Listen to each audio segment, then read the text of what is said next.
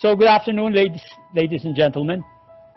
The COVID-19 Academic Crisis Response Consortium, composed of the Ateneo Professional Schools, the Asian Institute of Management, Stephen Zuellig School of Development Management, the De La Salle University Jesse M. Robredo Institute of Governance, welcomes you to this webinar series on COVID-19. Today's webinar features best practices from Israel. It will provide insights and experiences to be shared by our distinguished guests, His Excellency Rafael Harpaz, Ambassador, Embassy of the State of Israel. COVID-19. What can I tell you?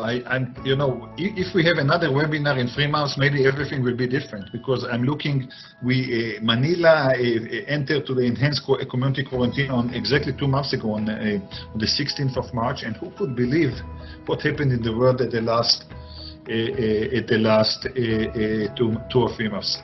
I tell you what is my belief.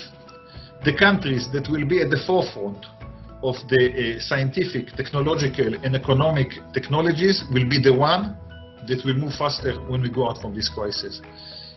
The experience has demonstrated that crises are a catalyst for economic and technological innovation and developments. In Israel, this is because of our startup capacity, our startup and innovation mentality. I think Israel can be there. We have a lot of technology and innovation when it comes to artificial intelligence, cyber, big data, food security, health technologies, cloud issues, encryption, robotics. We are multidisciplinary. Again, we are small. We have our challenges. We are not perfect. I'm not them, but we have, because we don't depend on 1 or 2 technologies. So I think this is something which is very, very important. The next lesson that I'm taking from it, that health and the health system is a major component of national security. All the years, in Israel we have mandatory military service. All of us goes to the army, men and women. That you need to have a strong army, strong air force, strong navy, strong economy, but having a strong health system, strong health services, responsive health services. Everybody understands, it's global now, that you need to invest in health and health services because it's part of your national security. Ms. Yulia Rachinsky-Spivakov. Ms. Yulia assumed her position as the Deputy Chief of Mission in Manila last October 2017. It's a matter of education, because from a very early, very young age, Israeli citizens are educated to challenge the paradigm, to challenge the authority, and to think about solutions to difficult situations.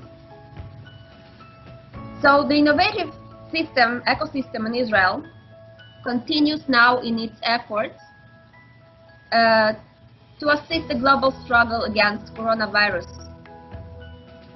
So a lot of Israeli scientists, entrepreneurs, and institutions are working tirelessly as a part of the global effort to tackle the crisis.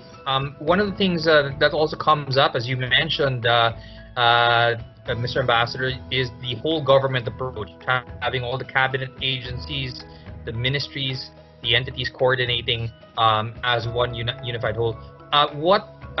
Could you give us a key example in terms of the early warning actions that your government took in terms of coordination that was able to prevent flights, that was able to track and produce testing right away? That every day is a new story where COVID-19 is concerned, and we will be learning all the time. And also that to stop this pandemic, the discipline of citizens is needed everywhere in the world.